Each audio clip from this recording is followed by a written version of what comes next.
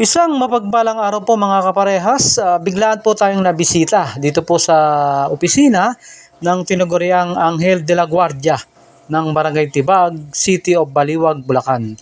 Buong karangalan po pinakikilala sa inyo ang tunay na gumawa, gumagawa, at gagawa pa ng maraming kabutihan at malasakit dito po sa Barangay Tibag na si ginagalang Barangay Kagawad Angel Casimiro. Good morning po, Konsi. Kumusta na po ba kayo? Good morning po. Okay naman po.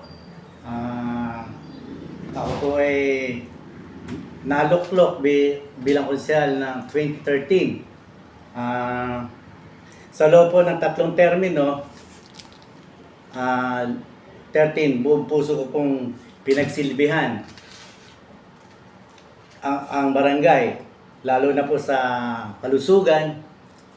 Tumutulong po tayo sa ating mga kabarangay na libreng gamot, libreng check-up, libreng medical certificate, saka po sa hospital bill, basta po mga malalaki hospital bill, tumutulong din po tayo na nailalapit po natin sila sa ahensya ng gobyerno tulad ng PCSO, DSWD, Office of the President.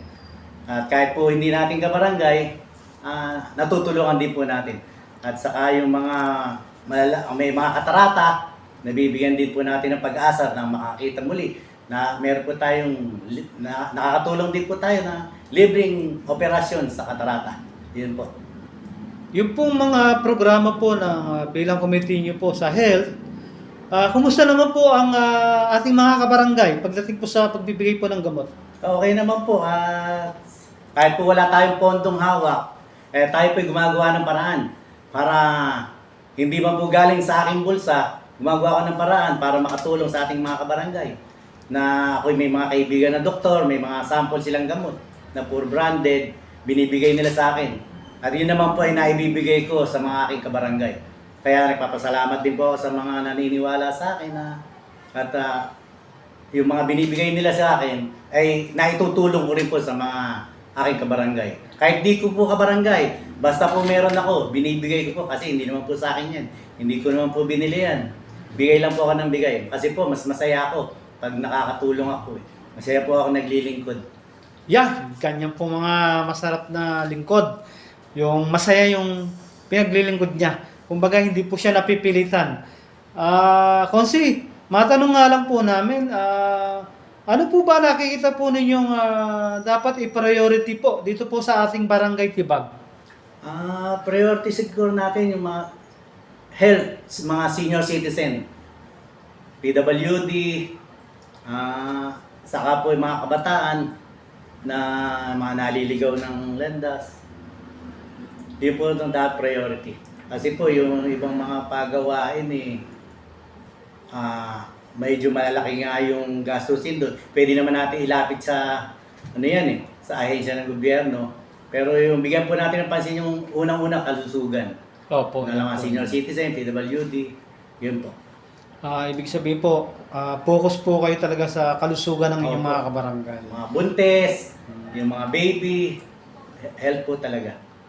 Kung sakali po bang nanonood po ang ating mga mahal na kabarangay, ito po, bukas po kami sa inyong mensahe at panawagan po para sa kanila.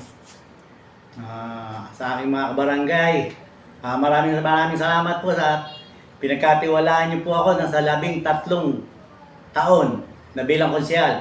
3 term niyo po ako pinagkatiwalaan. Hindi ko po sinira ang inyong tiwala. Nandito lang din po ako sa aking opisina. Basta po lumapit kayo, hindi naman po kayo matanggihan. Kahit po yung mga reseta nyo binigay at wala ako, sigurado mo naman po, kahit vitamins lang, may magkakaroon kayo.